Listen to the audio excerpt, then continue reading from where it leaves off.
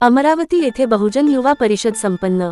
बहुजन समाजातील युवकांनी महापुरुषांच्या आंदोलनात सहभागी व्हा। डॉक्टर नीतू सिंग बामसेफ अमरावती जिल्हा युनिटचे आयोजन। अमरावती दिनांक 29 जून 2025 रोजी सांस्कृतिक भवन अमरावती येथे भव्य बहुजन युवा परिषद संपन्न। डॉक्टर बाबासाहेब आंबेडकरांनी सांगितल्याप्रमाणे छत्रपती शाहूजी महाराज यांची जयंती एका सणासारखी साजरी करा। हा संदेश घेऊन अमरावती जिल्हा बामसेफ युनिटच्या वतीने अमरावती येथील सांस्कृतिक भवन येथे मोठ्या उत्साहात व आनंदात छत्रपती शाहूजी महाराज यांची 151 जयंती मोठ्या उत्साहात साजरी करण्यात आली। यावेळी प्रसिद्ध वक्त्या व समाजसेविका डॉक्टर नीतू सिंग यांनी सांगितले, वित्रे माणसं चळवळ चालू शकत नाहीत, निडर होऊन चळवळ चालावी लागते। महापुरुषांनी सुद्धा निडर होऊन चळवळ चालवली आहे। महापुरुषाची चळवळ पुढे नेण्यासाठी युवकांनी पुढे येण्याची गरज आहे, तेव्हाच महापुरुषांची विचारधारा भारतात टिकून राहील।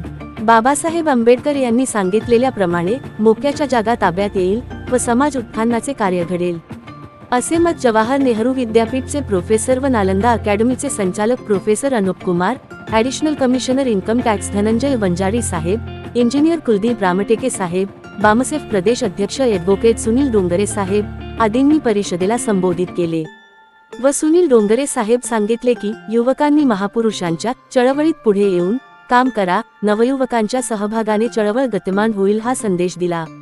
बहुजन युवा परिषदचे आयोजन अमरावती जिल्हा बामसेफच्या वतीने करण्यात आले होते।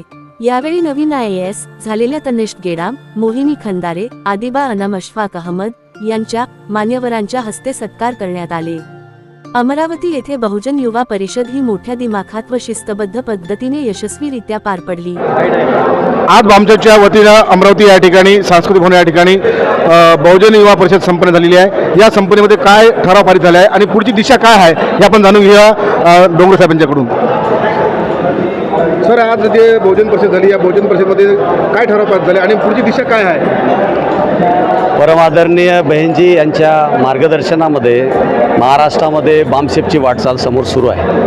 आज बामसेफ आणि बहुजन समाज पार्टी यांच्या माध्यमातून युवाला जोडण्यासाठी युवा परिषदेचं आवाहन केलं होतं आणि त्या युवा परिषदेला भरगच्च असा लोकांचा प्रतिसाद मिळाला। बहिणजीचं म्हणणं आहे की जोपर्यंत आपण आपल्या घरच्या मुलांना, मुलींना आणि घरच्या परिवाराला दुरुस्त करत नाही, त्यांच्यावर संस्कार करत नाही, तोपर्यंत मुवमेंट वाढू शकत नाही। आणि या माध्यमातून आजची जी परिषद आहे, युवा परिषद, ही फार महत्त्वाची ठरली। या युवा परिषदेमध्ये काही IAS लोकांचा सत्कार पण करण्यात आला, काही IPSC लोकांचा सत्कार करण्यात आला, जे नव्यानं UPSCमध्ये पास झालेत।